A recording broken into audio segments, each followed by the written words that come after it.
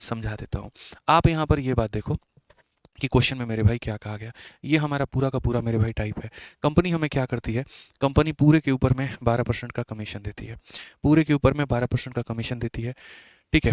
और जो 15,000 रुपये है मेरे भाई यहाँ पर, इस 15,000 से ऊपर का जितना भी पैसा है, 15,000 से ऊपर का मेरे भाई जितना भी पैसा है, उसके ऊपर में 1% का बोनस देती है, ठीक है। पूरे पर 12%, पूरे पर 12% मेरे भाई यहाँ पर, और इससे ऊपर का जो भी है उस पर 1%। और सेल्समैन मेरे भाई, अच्छा ये सेल्समैन कितना कमाएगा ये किसी को नहीं पता है, ठीक है। सेल्समैन की कमाई मेरे भाई यहाँ पर किसी को नहीं पता है, ठीक है। कंपनी की कमाई सबको पता है, तो बहुत अच्छी बात है। हम लोग देखते हैं, मैंने यहाँ पर ये बात कहा कि सुनो, मानो अगर कल के दिन कंपनी मुझे इसके ऊपर में भी बोनस देने लगे, यानी इसका 1%, ठीक है, तो 15,000 का 1% कितना होता है, 150 रुपया। कैलकुलेट करना है तो मेरे भाई यहाँ पर ये कर लो, ठीक है। तो 15,000 का 1% क्या हो जाएगा मेरे भाई, सीधा सीधा 150 रुपया। तो जैसे मानो अगर कंपनी मुझे 150 रुपया देगी, तो यहाँ पर अगर जैसे मैं हूँ और ये भाई साहब मेरे एम्प्लॉई हैं, ठीक है, अगर मैं इनको 200 रुपया ज़्यादा दूंगा तो मेरे अकाउंट में से कट जाएगा और इनके अकाउंट में जा करके ऐड हो जाएगा। मैं अगर 500 रुपये इनकी सैलरी में बढ़ा रहा हूँ तो मेरी सैलरी में से वो कम हो जाएगा, या मेरे इनकम में से मेरे अकाउंट में से कट जाएगा और उनके अकाउंट में जाकर के जुड़ जाएगा।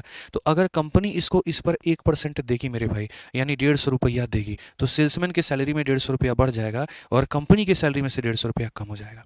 यानी जो कंपनी आज मेरे भाई यहाँ पर 52,000, ठीक है, 350 रुपया कमा रही है, अगर वो सेल्समैन को 150 रुपया दे देती है तो उसके अपने कमाई में से वो 150 रुपया कम हो जाएगा, यानी वो कितना हो जाएगा, तो 52,200 हो जाएगा। तो अगर ये सेल्समैन का सैलरी होता तो प्लस कहलाता, कंपनी की सैलरी है तो माइनस हो जाएगा, कंपनी की सैलरी है तो मेरे भाई क्या हो जाएगा, माइनस हो जाएगा, ठीक है।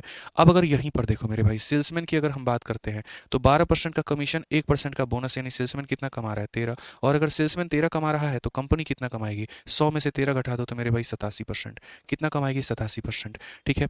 तो मैं फिर से मेरे भाई रिपीट कर देता हूँ, सेल्समैन की कमाई होती तो जोड़ देते हैं, कंपनी की कमाई है तो घटा देंगे। अब ये कमाई किसकी है, कंपनी की, तो डिवाइड भी किससे करोगे, कंपनी के परसेंट से। और अगर सेल्समैन की कमाई होती तो डिवाइड भी किससे करते, सेल्समैन के परसेंट से। चूंकि मेरे भाई यहाँ पर ये 52,200 रुपये बाबू तुम्हारा जो है वो यहाँ पर कंपनी की कमाई है, इसलिए इसको 87 से भाग करो, और टोटल सेल बोला गया है तो 100 से मेरे भाई गुना करो।